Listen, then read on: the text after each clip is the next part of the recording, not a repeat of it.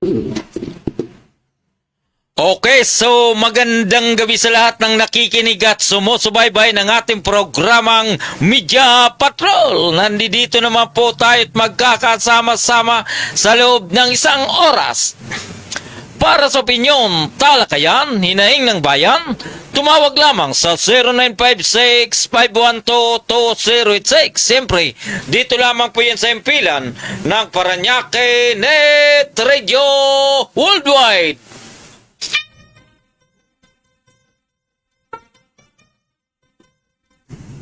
Luzon, Visayas at Mindanao. Ito po ang inyong lingkod, Gaspar Latam, na nagsasabing sa umaga, sa tanghali, maging sa gabi, tayo'y magkakasama-sama dito po sa ating programang Media Patrol.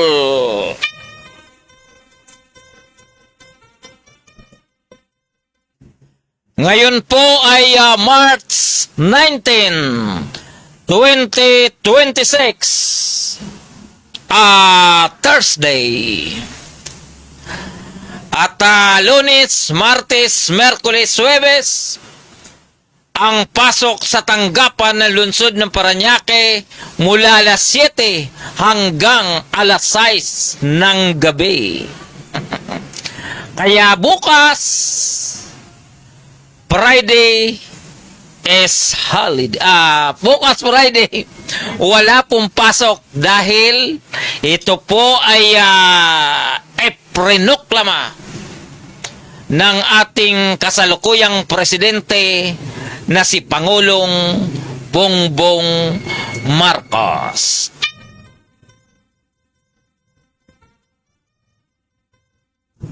Na dapat 4 na araw lamang ang pasok sa mga pampublikong opisina, Luzon, Visayas at Mindanao. Dahil ito po yung epekto nung gulo diyan po sa Middle East. At mula noong Martes, Merkules, hanggang ngayon ay tuloy-tuloy pong pagbibigay ng ayuda na nagkakahalaga ng 5,000 pesos para doon sa mga transport group. Ganon din po yung TNBS sa mga riders natin na namamasada, ay sila ay dapat makatanggap ng tagli 5,000 piso para pantakip doon sa pagtaas ng gasolina. At doon po sa mga pangunahing players ng mga nabanggit na petrolyo, halos mahigit 100 peso na ang presyo ng gasolina bawat litro.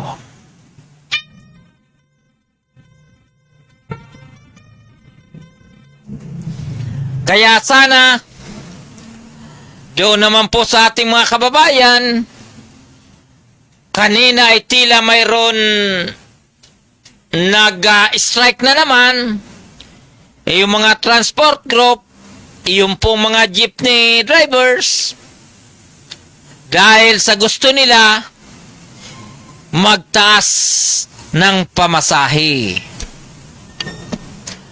At ito po ay supposed to be itatas na sana ito noong isang araw. Kaya lang sinuspindi naman ng ating Pangulong Marcos dahil siyempre may reason naman yan. Lalong-lalo na yung ating mga kababayan na namamasukan ay hindi pa naman po nagtataas ang kanilang sweldo. Sana doon po sa mga iba naman, may crisis na nga po tayo sa ibang bansa. May crisis na tayo sa gasolina. Pagkatapos sasabayan pa ng strike, baka pagsasamantala na yan. Huwag naman ganyan.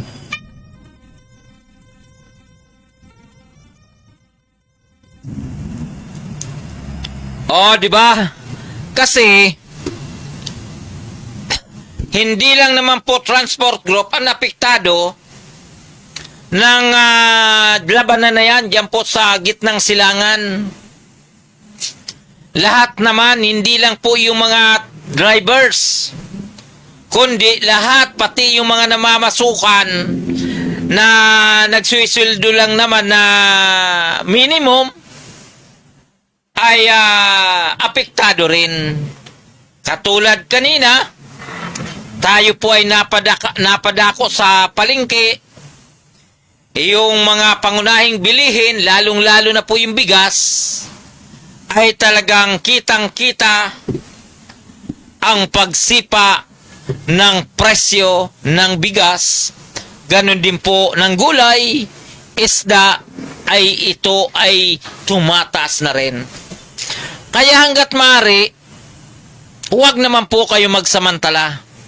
Huwag na po muna kayo nang mag-strike na mag-strike. Dahil hindi po kayo nakakatulong, bagkos parang lumalabas ng sarili nyo lang ang inyong gustong bigyang halaga. Pangit po yun, ha?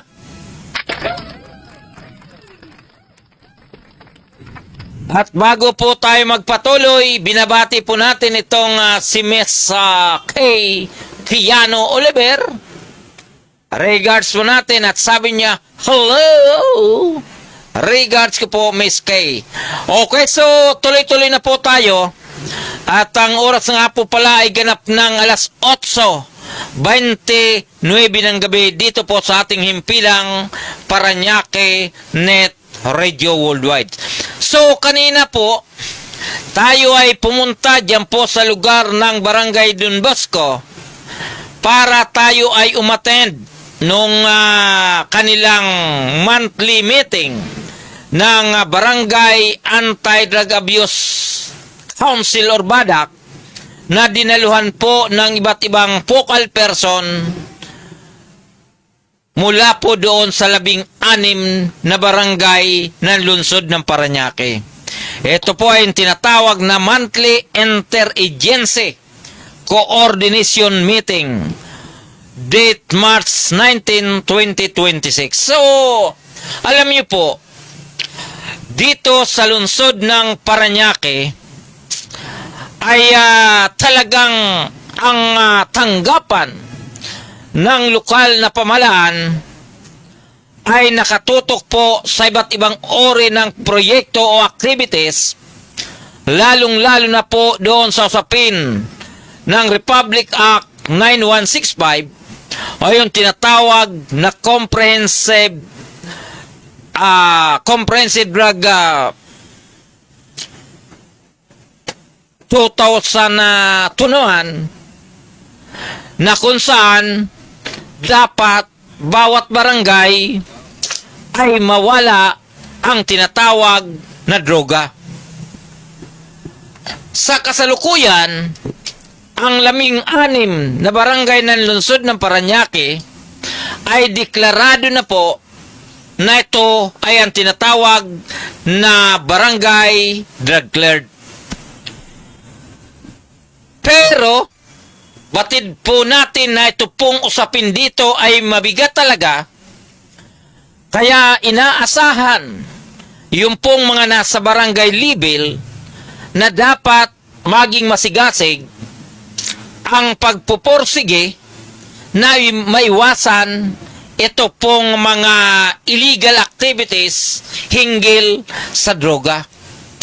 Kaya po, kanina ay nagkaroon po sila ng tinatawag na Monthly Interagency Coordination Meeting na ito po ay ginanap sa Barangay Hall ng Barangay Don Bosco diyan po sa distrikto sa ilalim po ng pamamahala ng barangay, ng punong barangay na ito pong si Mr.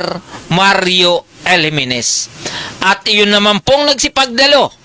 Kasama po yung 16 na focal person.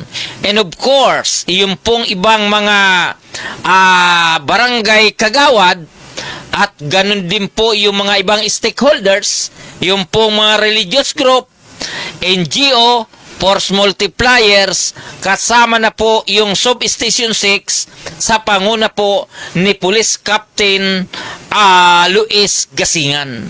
At ganun din po sa panoy ng Station Drug Enforcement Unit or SDEO, ganun din po yung Intel Operative ay dinaluhan din po ang nabanggit na pagtitipon. Maraming napag-usapan, kanya-kanyang report from Barangay Baclaran, Tambo, Dunggalo, La Huerta, Santo Niño, Barangay Vitales, San Isidro, Barangay San Dionisio. Ito po ay sa District 1. Samantalang, yun naman po sa distrikto, mula po sa Barangay Merbel, Barangay Moonwalk, Barangay San Valley, Barangay San Martin de Porres, Barangay Don Bosco, Barangay Marcelo Green, Barangay BF, at ganoon din po mula sa Barangay Santo Niño. Ramdam po natin na ang kanilang pagsusumikap para manatili ang kanilang barangay sa usapin ng barangay drug lord. At nagkaroon din po sila ng reporting sa usapin ng aftercare, sa usapin ng CBDRP, sa usapin ng treatment and rehabilitation program at iba pang activities doon po sa kanilang EOR naman.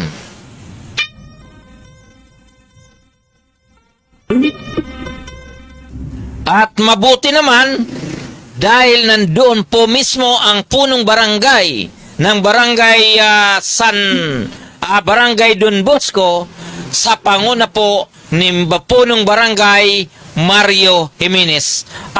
Chairman, pakikasamo nga yung ating video hinggil dyan sa nabanggit na pagpupulong.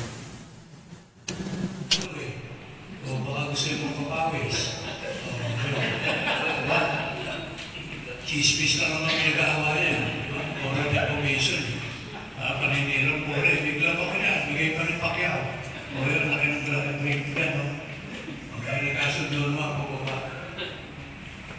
So, magalaman na ako ang ating hepe nandito. Si Captain Minisisingan. Ang ating sa drugs. PGT Gonzalo. Long time pa si Sir. Ang ating mga masisipag na ating kin. Ang barangay Dunggalo. Nagawa Pastor, adik sa servisyo yan. Ngayon naman, adik si Kagawad June. Ano ba si Romel? Yan, adik naman sa chicks yan.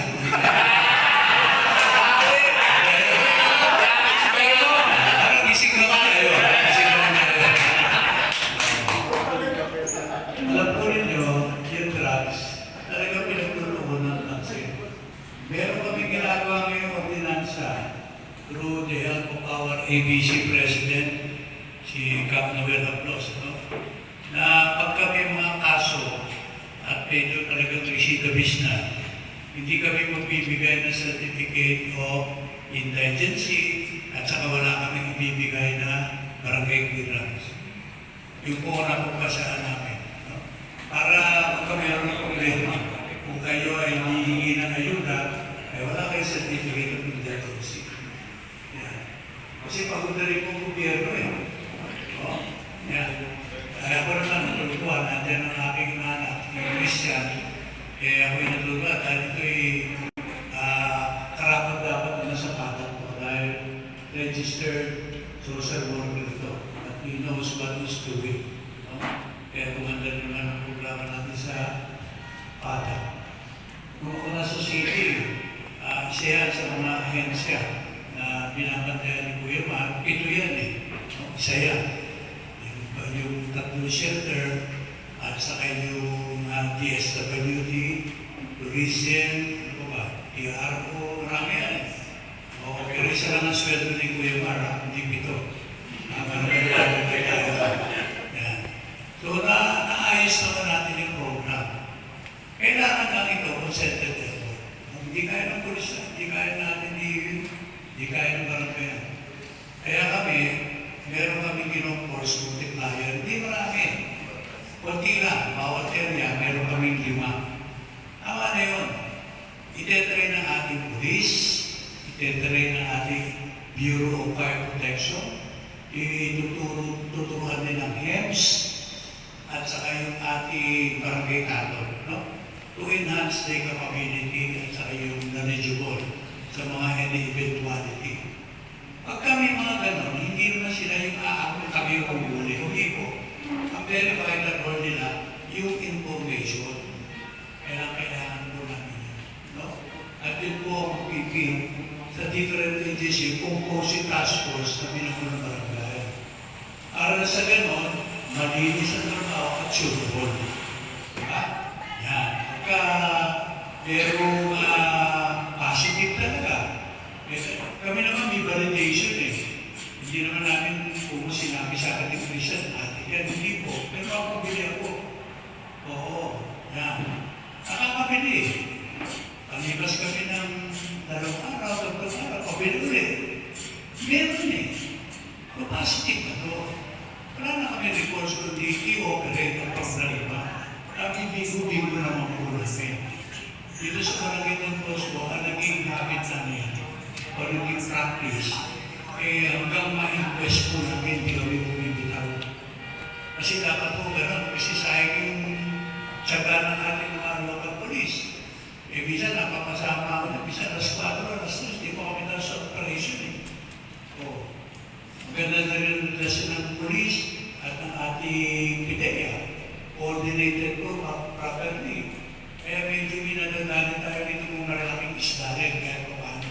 No? Pero na rin kami na-intercept dito na passing through. May intel, binatayan, nag-bingo naman, worth mga 1.5, 1.2 million. Isipin yun pag umalat sa ating barangay yun. Ilang pamilya ang sisirain mo? Ilang kabataan ang sisirain? No? Kaya natin nangyari yun.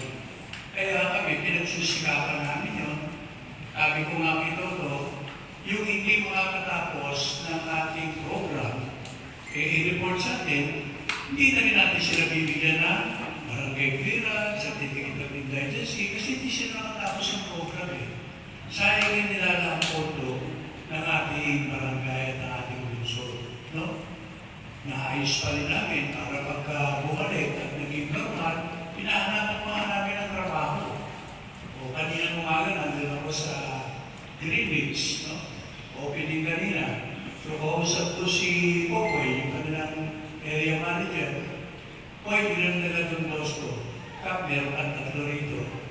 Pero lahat meron balot-taro pa rin niya. Pero that's good. Diba? May anak buhay.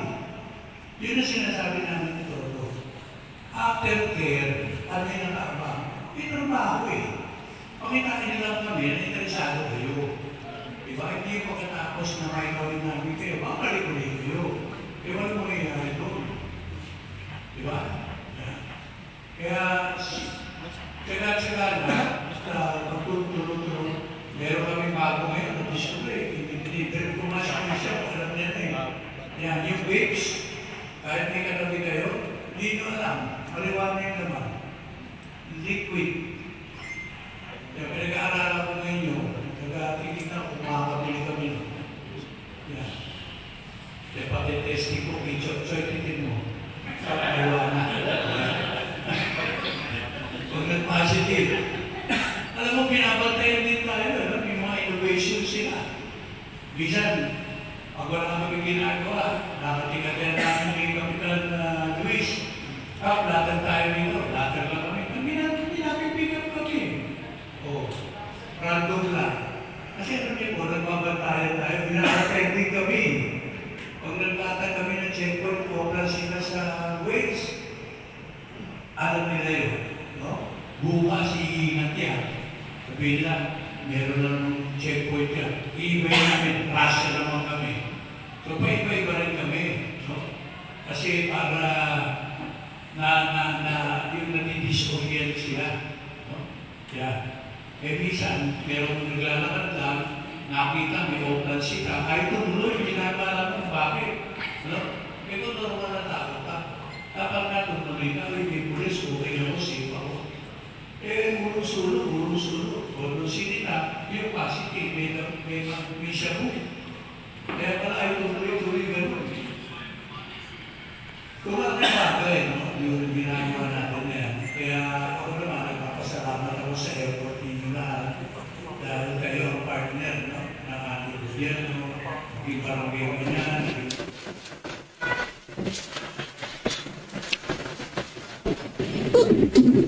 Ayan.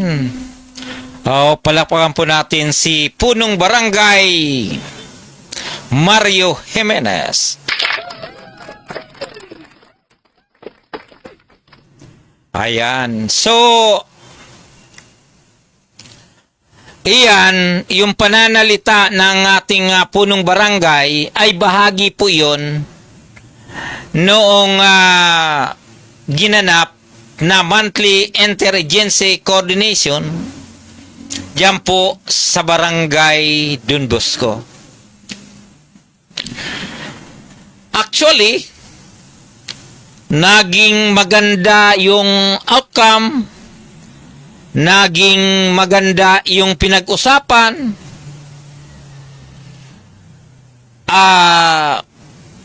Ito naman ay ito ay ang pagpuporsige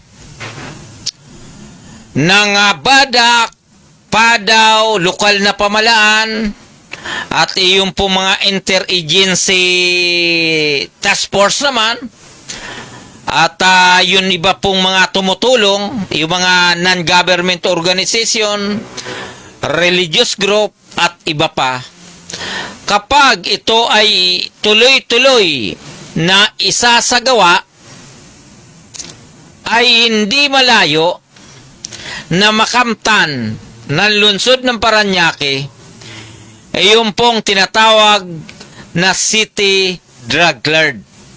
Dahil doon na po, ongoing na po ang kasalukuyang isinasagawa na dahil naghahangad po tayo bagamat ang lungsod ng Parañaque ay mayroon pa rin pong nadidetect, mayroon pa rin pong nahuhuli na ipinagbabawal na droga.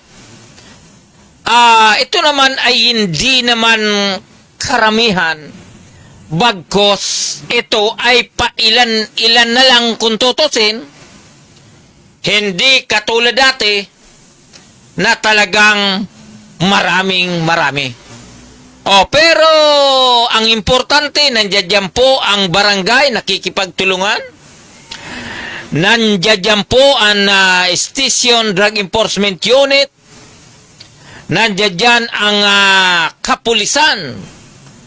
Mula po Substation 1, Substation 2, Substation 3 ng Barangay Santo Niño, Substation 4 ng Barangay San Dionisio, Substation 5 ng Barangay BF, Substation 6 ng Barangay Don Bosco, Substation 7 ng Barangay San Valley, ganun din po sa Substation 8 ng Barangay Marcelo Green at ng Barangay San Martin de Porres.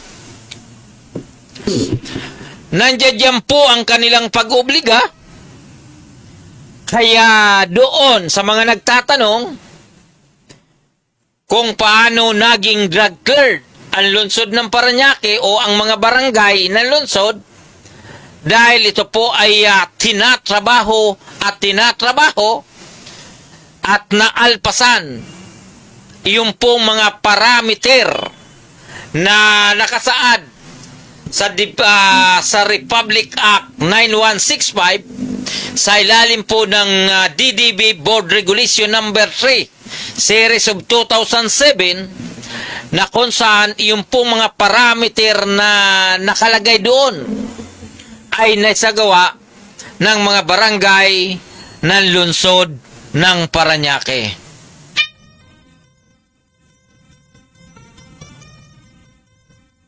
Ayan, so tuloy-tuloy na po tayo at magbibigay po tayo ng isang patalastas. At ang pagkatapos nito ay tatalakayin po natin yung pong tungkol doon sa tulong ng lokal na pamalaan para sa mga mag-aral ng lungsod ng Parañaque. At maya-maya ating pagbabalik, ito po ang ating tatalakayin. Chairman, Net Radio and Drug Free World International. Mamahalin niya raw ako habang buhay kung hihit-hit kami ng crack. Diyan ka lang! Tumahimik ka! Tahimik! Wala kang kwenta! Isa ka lang! Mahal kita! Tumigil ka sabi! Tama Sinusubukan na! ko tumulong!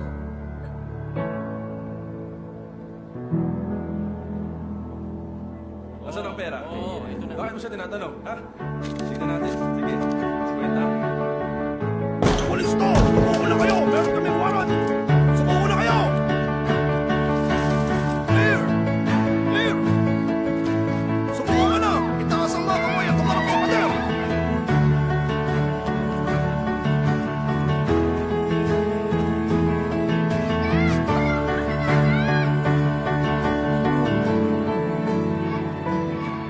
Mamahalin daw niya ako habang buhay kung sasabayan ko siyang humit-hit ng crack. Nagsinungaling siya. Alam Parañaque Net Radio, kami ang kasama mo. Hatid ay saya't kwento sa bawat panin ng mundo. Kasama si Gaspar Latam, tagapagbalitang tapat. Laging nasa ere, serbisyo ay sapat. Oh, Parañaque Net Radio Worldwide, boses ng bayan, boses ng mundo. At kasama si Gaspar Latam, laging handang magatid ng totoo sa himpapawid. Boses ay malinaw, balita't musika sa puso'y dumadlaw. Mula sa bayan ng Parañaque hanggang sa dulo ng mundo, dalay pag-asa at ngiti.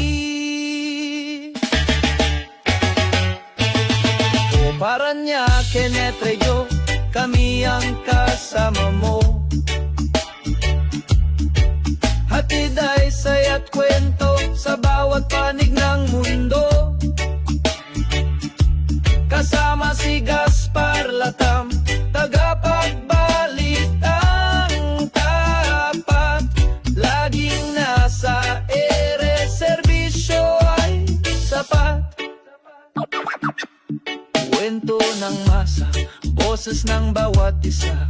Makulay na buhay dito ay nagsasama. Walang hadlang, oras o distansya. Basta't neto'y bukas, abot namin ang lahat. O Parañaque Net Radio, kami ang kasama mo. Hatid ay saya't kwento sa bawat panig ng mundo. Kasama si Gaspar Latam, tagapagbalitang tapat. Laging nasa ere, serbisyo ay sapat. Kung Parañaque Net Radio Worldwide, boses ng bayan, boses ng mundo. Pagkasama si Gaspar Latam, laging handang magatid ng totoo.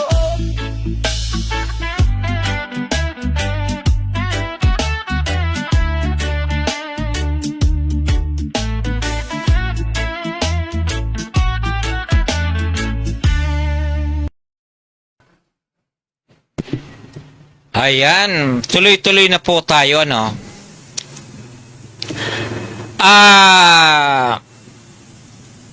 Gusto po natin talakayin Ito pong tungkol dito sa napakagandang proyekto ng lokal na pamalaan ng lungsod ng Parañaque, tungkol po dito sa tinatawag na presenting TPAP, formerly CPAP, the city's premier scholarship program.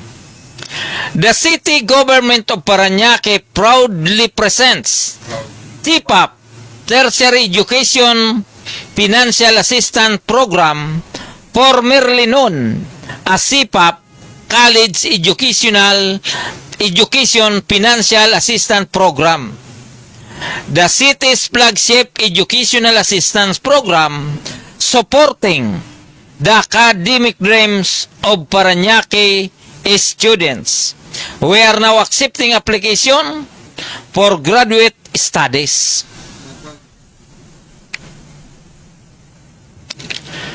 So, ito po ay na i-open na po ito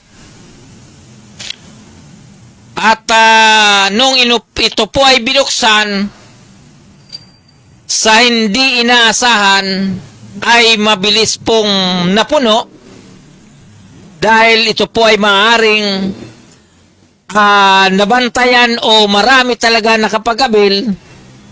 Kaya po yung more or less 5,000 na beneficiaries ay nakapasok at yung nang maabot po nila yung bilang o numero ng kanilang magiging beneficiaries, ito po ay kusang nag-close o nagsara para doon po sa mga narestro.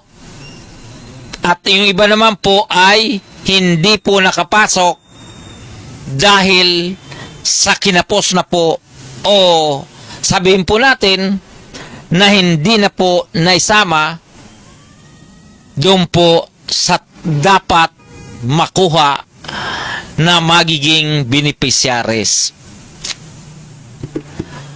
At ito naman po ay lehitimong tulong ng lokal na pamalaan ng lungsod ng Parañaque, pero dahil marami talaga ang mga estudyante, marami talaga ang mag-aaral,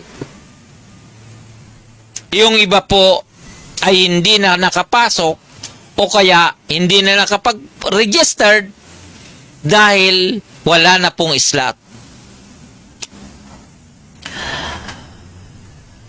Ito po ang di umano ang totoong nangyari.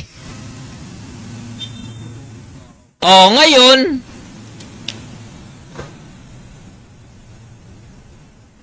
masakit sa loob. Siyempre masaya yung pong mga nakapasok, nakasama doon po sa slot. Masakit sa loob doon po sa hindi mga nakasama dahil siyempre mga mag-aaral yan, ang halagang 5,000 piso, malaking bagay po ito sa mga mag-aaral.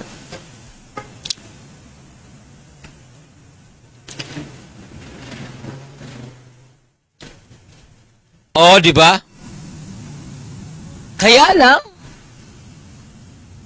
sabi nga, sa economics,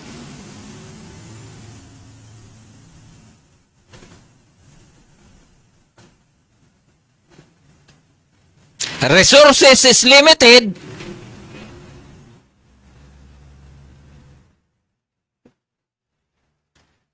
ang beneficiaries ay sobra-sobra. So, hindi po kayang masyulder ng lokal na pamalaan ng lungsod ng Parañaque ang lahat ng mag-aral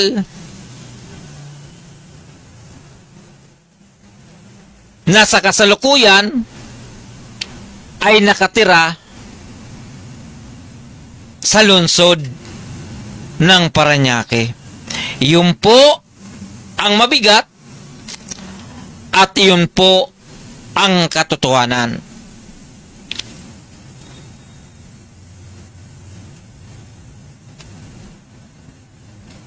Sa ngayon po ako, kung talagang hindi kaya dahil marami ang mag-aral, pero yung islat ay hanggang 5,000 lamang, wala po tayong magagawa roon.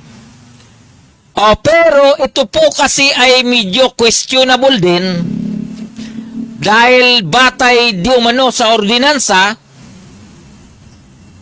ito naman po ay bukas doon sa ating mga kababayan sa tinatawag na graduate studies.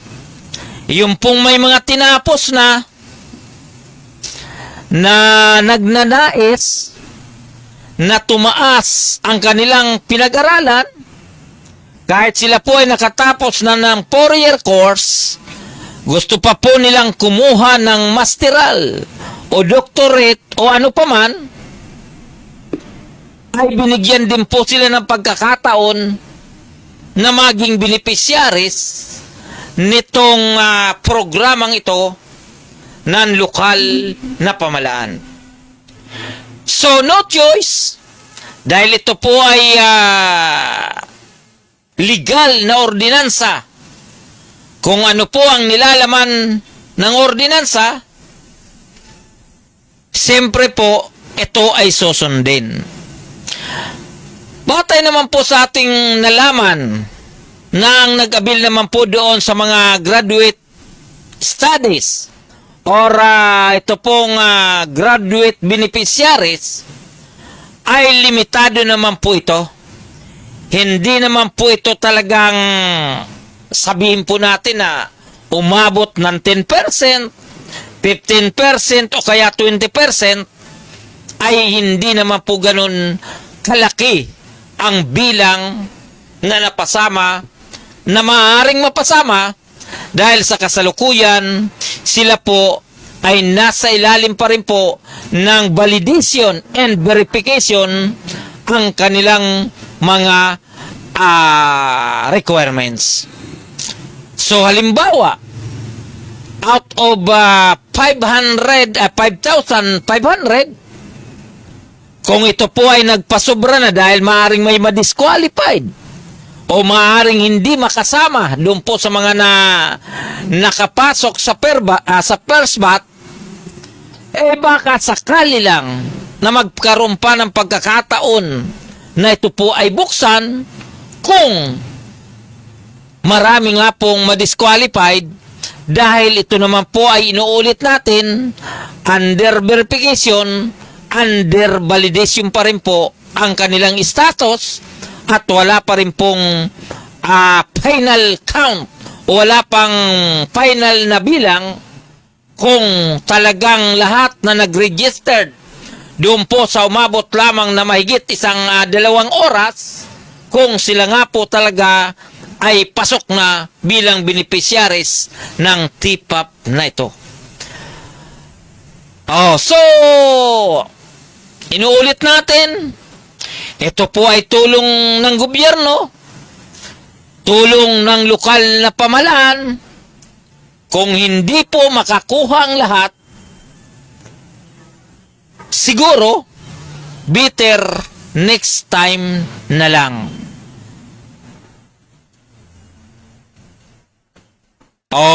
Dahil halimbawa, kung yung budget o yung resources, good for 5,000 lang.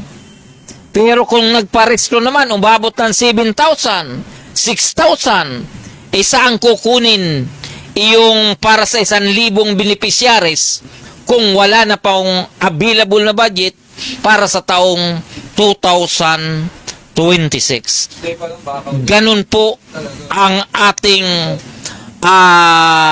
assessment o sabihin natin, yun po ang masasabi natin tungkol po dyan sa nangyari po dyan sa beneficiaries programa ng lokal na pamahalaan.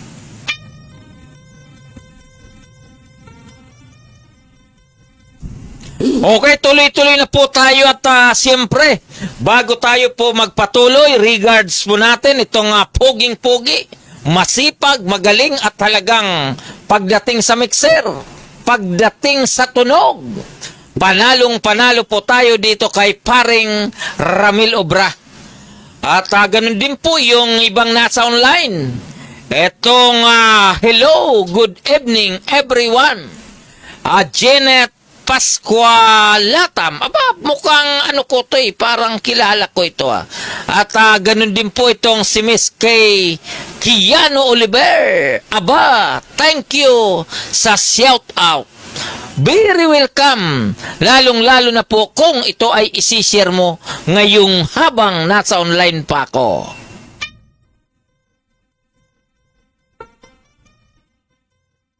Ayan, so yung po ang ating ano doon. Sabi nga, kung ikaw ay sinwerte ngayon, baka sa susunod na araw ay hindi ka na rin swerte. So, give and take ang mangyayari dyan. Oh, give and take ang ang magiging labanan. Okay, so dadako na po tayo dito naman sa usapin ng isinasagawang transport strike ng ating mga kababayan naman sa kampo ng transportasyon. Batid naman natin na bawat isa, mayroon naman po tayong binubuhay, mayroon po tayong pamilya na dapat natin suportahan sa ating hanap buhay. Sa pagsipa ng krudo, wala naman tayong pwedeng sisihin dyan. Hindi naman po natin pwedeng sisihin ang gobyerno. Hindi naman natin pwedeng sisihin ang Amerika. Hindi naman po natin pwedeng sisihin yung naglalaban ng bansa.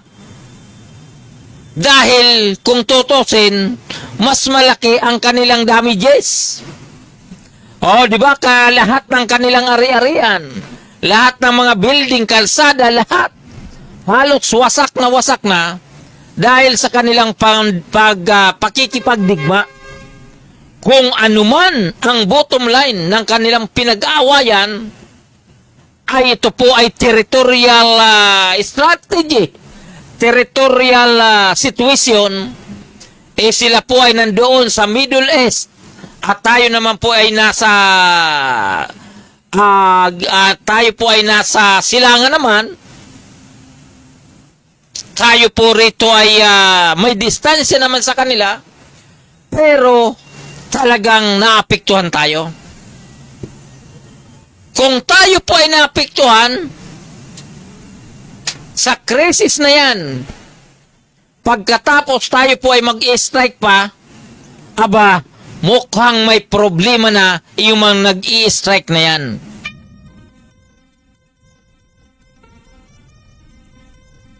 O, di ba? Alam mo naman natin, ang gobyerno natin, ilang trilyon na ang pagkakautang sa iba't ibang uri ng bangko, local man o international. Aabot na siguro ng 18 trillion pesos ang utang ng ating bansa. In short, wala pong available na pera ang gobyerno para kaagad-agad na maibibigay ang mga pangangailangan o demand ng mga taong ito. Instead na matuwa dahil kaagad na nagbigay ang gobyerno ni Pangulong Bongbong Marcos na nagkakahalaga ng 5,000 pesos bawat isang driver mula po doon sa riders, tricycle, TBNS, mga jeepney at iba pang ginagamitan ng gasolina, saan kukuha ng pera ang gobyerno?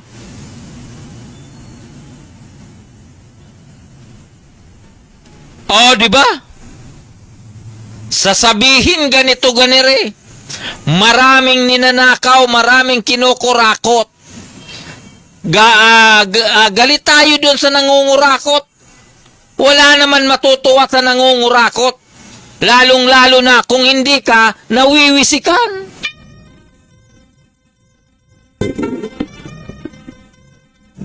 Oh, di ba?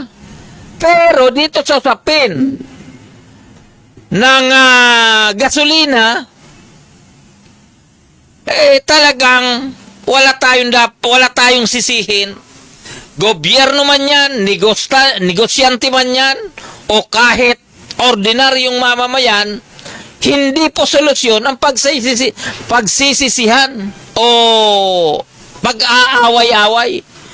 Katulad ng ginagawa ng ilang grupo na yan, na pa-strike pang nalalaman, mabibigyan ba sila ng krudo?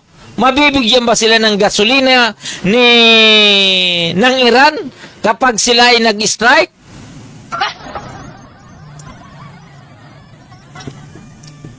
Hindi naman siguro. Ang problema, gusto kagad nila na i-pressure ang gobyerno para kung ano ang kanilang hinihingi na pagtataas ng pamasahe, gusto ibigay kagad sa kanila. Kapag binigay yung hinihingi nila na pagtaas ng pamasahe, paano naman yung tatamaan yan? Yung mga ordinaryong mamamayan na yung iba ay sumesweldo lang ng minimum o yung iba ay wala pa at yung iba walang-wala talaga. So, wag naman tayong ganun. Hinay-hinay lang tayo. Wag tayong magsamantala sa oras na may krisis ang ating bansa. Yun lang po ay payong kapatid. Huwag po tayong magsamantala hanggat maaari dahil kapag tayo ay magsamantala ay may tinatawag pong balik yan, balik.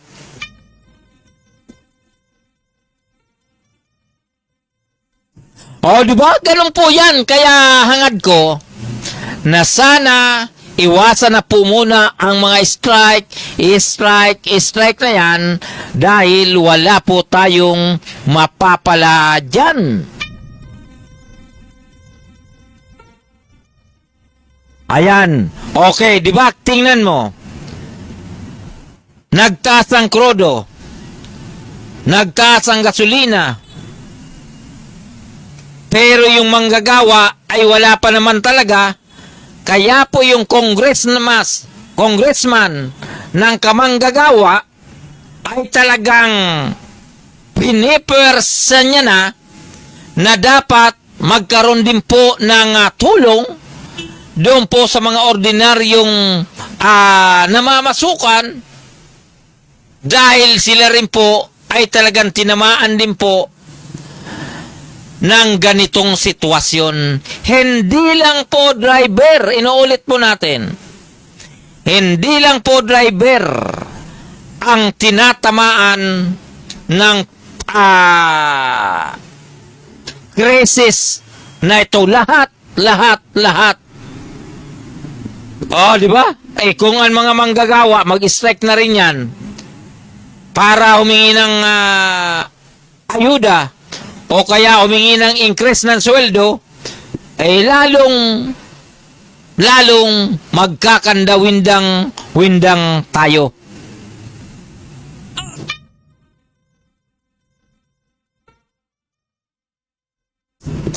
Di ba? Kaya sana maging malinaw yan. So doon naman po sa ating mga kababayan na hanggang ngayon, sabi nga ay naiipit sa labanan diyan po sa Israel, sa Iran, sa Saudi Arabia, sa Lebanon, sa Kuwait, at iba pang apektadong lugar diyan po sa Middle East. Dapat talagang tutukan sila ng gusto ng ating mga embahada sa mga nabanggit na bansa. Ganun din po ng lokal na nasyonal na pamalaan, para naman yung pong ating mga kababayan na maraming nandiyan pa at naiipit sa gulo, sana naman dahil marami naman na pera na naipasok o dolyares na naipasok niyan sa ating bansa, sa ganitong sitwasyon, sana huwag naman pong pabayaan ng ating gobyerno.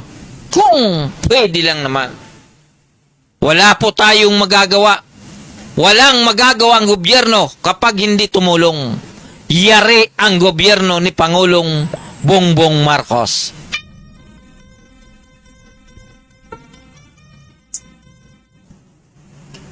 O, di ba? Ganun lang po, ganun naman po ang nagiging takbo. Ganun din po ang nagiging sitwasyon ngayon dito po sa ating bansa.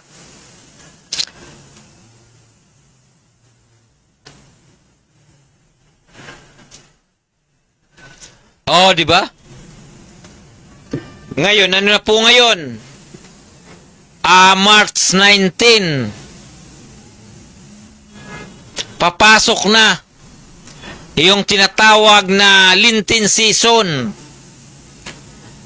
Semana Santa, araw ng pagmumuni-muni.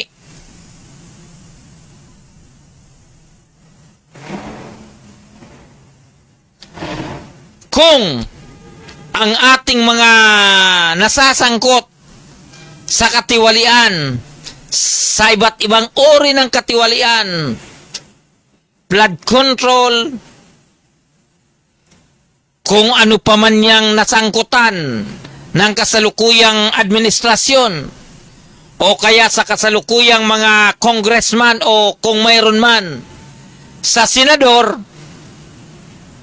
ang hangad po natin na yung pong inyong mga kasalanan, sana isama nyo na po, ipaubayan nyo na ngayong Lenten season.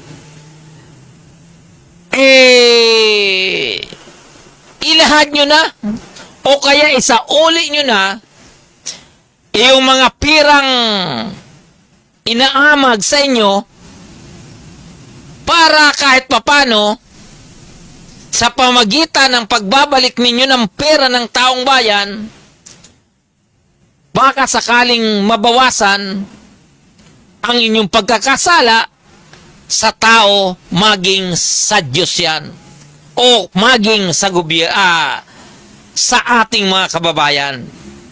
Ayaw ko na pong talakayin yung iba't ibang grupo, iba't ibang ebidensya na inilalatag sa iba't ibang korte, nilalatag sa iba't ibang national agencies para ipakita nila na nagkaroon talaga ng talamak na katiwalian sa ating gobyerno. Dapat tayo po ay nangangailangan na ng solusyon. Kaya kung kayo naman po ay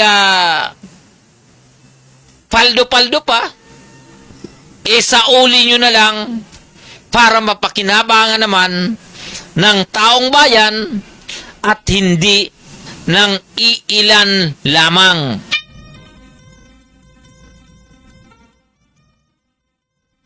O, di ba? Kasi katulad ngayon, Marso na ngayon, Abril, Mayo, Hunyo, Hulyo, Agosto, September, October, November to. barangay eleksyon.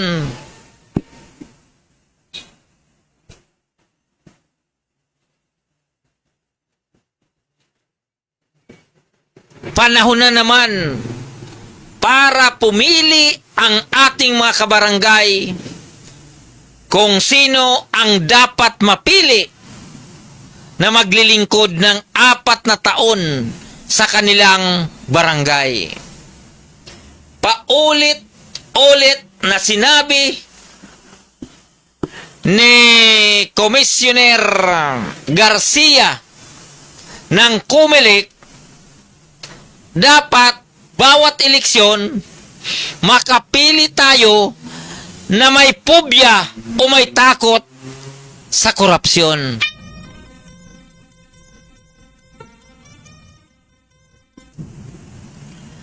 Ngayon,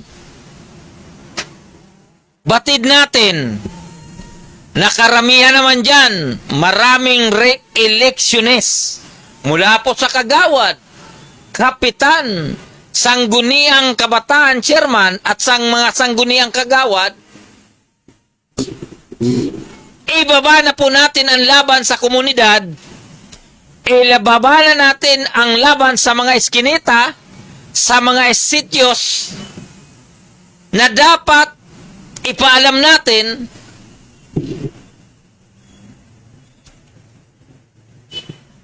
na sana sundan natin ang sinasabi ng COMELEC na si George Garcia na hanggat maaari pumili tayo ng dapat mamuno sa barangay.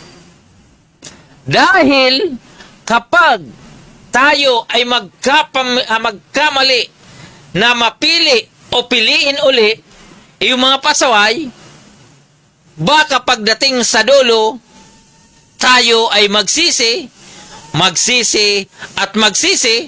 lalong-lalo na ngayon na sila ay manunungkulan sa loob ng 4 na taon.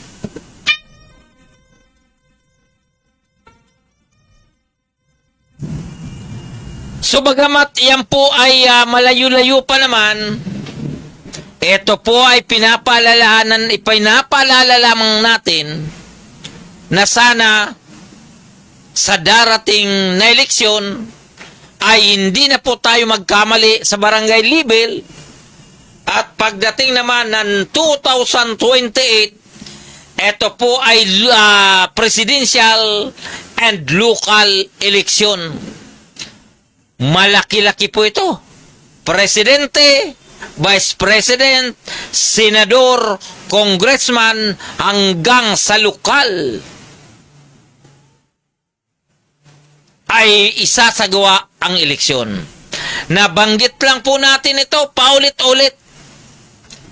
Kung tayo ay magkaroon ng tamang pattern, makakuha tayo ng tama tuwid na manunungkulan sa barangay, baka sakaling pagdating ng 2028, ang ating mga kababayan ay hindi na po titingin sa pera, bagkus doon sa tunay na kandidato, tunay na plataforma para maitulong sa barangay.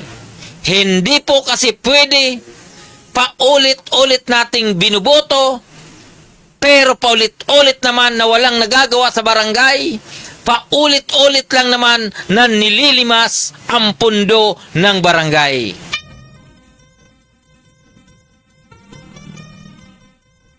O, diba? So, ito po ay, sabi nga natin, ito pong na pag-uusapan natin ngayon, ito po ay singit lamang.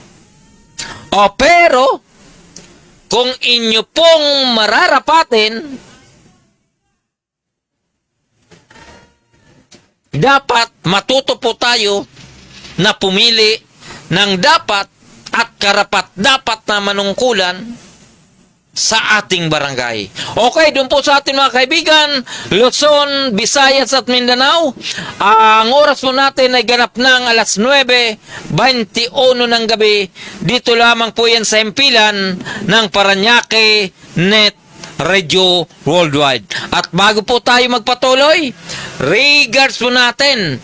Ito pong ating kasamahan na si Jermen Policarpio. Diyan po sa lugar ng GMA Cavite. Regards ko po kayo. At Jermen, kung sakaling gusto mong mag-report dito sa Empila ng Parañaque Net Radio, pwede po kayo at pwede po kayong mag-report diyan po, mula po diyan sa lalawigan ng Cavite. Kung kaya, okay lang sa'yo. Okay, so, yung pong mga nabanggit po natin, ito po ay programa ng Media Patrol. Wala pong ibang responsibilidad nito kung anuman ang mga tinalakay natin dito ay pananagutan po ng iyong lingkod. But the rest, doon po sa ibang programa ay kanya-kanyang pananagutan po tayo. Di ba? Dahil programa naman yan, maging responsable tayo kung ano ang ating mga isyu na pinag-uusapan. Ayan. Okay, so ang oras po natin ay ganap ng alas 9:23 ng gabi. At matagal-tagal po natin na hindi po natin nababate, ano? Yung pong ating mga kasama dito po sa Parañaque Net Radio Worldwide, sa Philippine Digital Media Society Incorporated, doon po sa Parañaque Express News, at ganoon din po doon sa Luba News Online, Ratsada News, at iba pa. At ganun din po yung ating mga kaibigan sa pamamahayag diyan po dito po sa Metro Manila, and of course sa lalawigan ng Cavite, Batangas. Ganun din po diyan sa lugar ng Kamanaba. Ito po ang tinatawag na Caloocan, Malabon, Butas at Valenzuela. Regards ko po kayo. Ganun din po diyan po sa lalawigan ng Rizal. Maging diyan po sa lugar ng Bulacan, Pampanga, Nueva Ecija, Pangasinan, at diyan po sa lugar ng lalawigan ng Bagyo. Regards ko po kayo, ha? At paminsan-minsan hindi ko po kayo nababate. Sana wag po kayong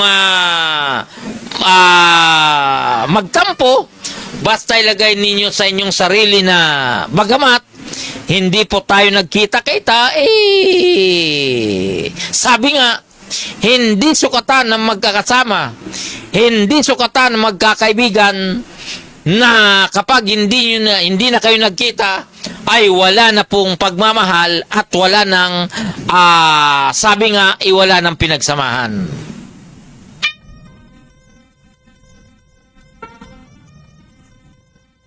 Ayan, ganun din po, regards po natin. Isahin po natin yung mga masisipag na punong barangay ng lungsod ng Parañaque. Sa 16 barangay, unahin ko, punong barangay Junsaide, regards. Punong barangay Gini Quezon ng barangay Tambo, regards. Ganun din po sa Dunggalo, ito pong si punong barangay Marlin Burgos, and of course sa barangay La Huerta, P. Velasco.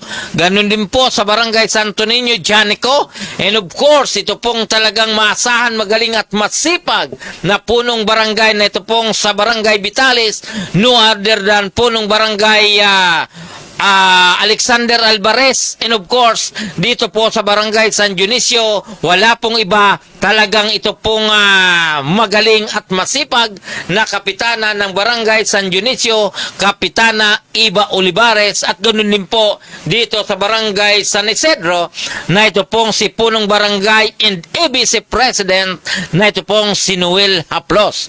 At dadako na po tayo sa distrikto, siyempre dyan po sa lugar ng B.E. Poms, sa panguna po nitong si Jeremy Marquez, and of course dyan po sa barangay San Antonio na si Paul Casale. Ganoon din po sa barangay Marcelo Green, regards ko po kayo, na ito pong si punong barangay Ian Aguilar. Ganoon din po sa barangay San Martin de Porres, na ito pong si Kapitana Singso naman. At ganoon din po dito sa talagang masipag, maasa na punong barangay ng Don Bosco, na ito pong si Mario Jimenez. At ganoon din po sa lugar ng San Valley, na ito pong si Chucky Aguilar. At dito po sa lugar ng Merville, ito pong si Ad Bernabe, at sa barangay Moonwalk na ito pong si Kapitan Jim Key. So, ito po ang kasalukuyang mga punong barangay ng 16 na barangay ng lungsod ng Parañaque. Sana kung ano po ang inyong pagsisikap o pagsusumikap na maging maayos ang inyong nasasakupan, tuloy-tuloy nyo lang po yan.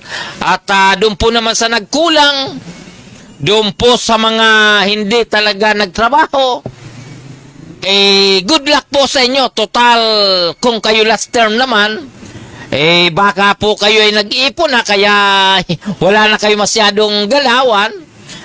At yung iba naman na kung kayo po ay qualified pa rin na tumakbo, sana lalo nyo pong pag-ibayuin, lalo nyo pagpagandahin, lalong-lalo na po doon sa pagsugpo ng inyong pagsugpo ng illegal na droga sa inyong mga kabarangay, sa inyong barangay. Sana ipakita nyo, hindi po yung puro forma.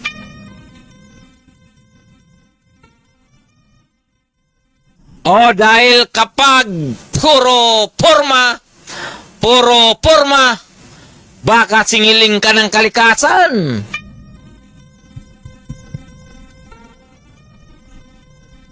At baka singiling kayo ng inyong kabarangay.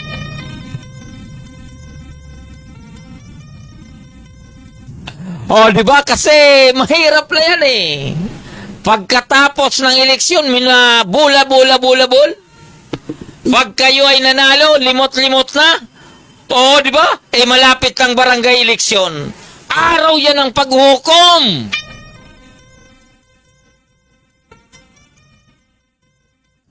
Araw po yan ang paghuhusga. Araw yan ang inyong katapusan. Di ba? Ang sabi niya po, sasama kami ni Ma'am Elsa Obispo. Aba, very good. Kapag pwede po kayo mag-report sa aking programa at ipapinalize na po namin ito. Katulad po, sa akin, tila napunta po ako sa Martes Huwebes at kung mayroon pang iba, magre-report po kayo sa akin. Yung mga report po nyo dyan sa lugar ng lalawigan ng Cavite, mula po rito sa Bacor, Emos, Dasmariñas, Silang, Tagaytay, JMA Cavite, JMA dyan po sa Carmona, at iba pang lugar dyan po sa lalawigan ng Cavite, report nyo yan kahit ilang report yan aming tatangkilikin.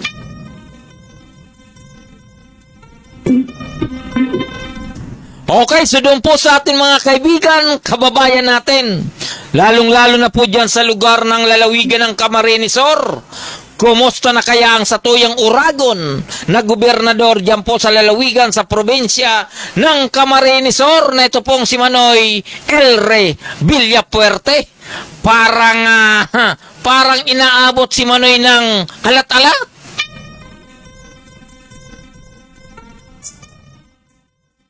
Dahil ito pong si Elre Villapuerte ay tinanggal na pala bilang presidente ng National Unity Party. Dahil di umano ay magaling sa budgeting.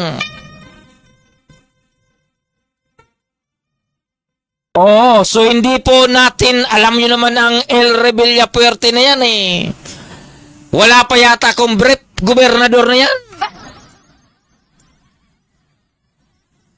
Kaya pagdating sa focus-focus o sa pinang budget,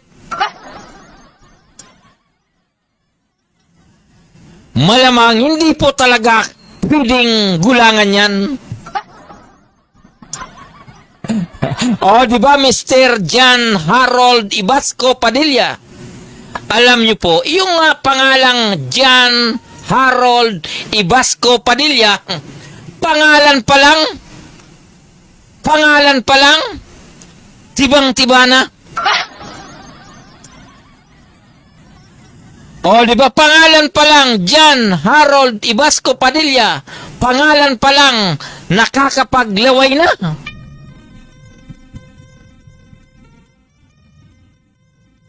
Alam niyo po ba na itong si Mr. Jan Harold Padilla, sa totoo lang, iyan ay medyo sabihin po natin na malusog. Malusog talaga. Pero pagdating sa boses, kapag siya po ay kumanta, maniwala ka sa akin, maraming nagkakandalaglagan na dahon sa puno ng alam niyo naman yan eh. Maraming nalaglagang pante kapag si Jan Harold Ibasco Padilla na ang kumanta dahil maganda po ang boses niyan at higit sa lahat, magaling po yan mag-sit up ng sound system ng Public Information Office of the City of Parañaque. Palakpakan po natin.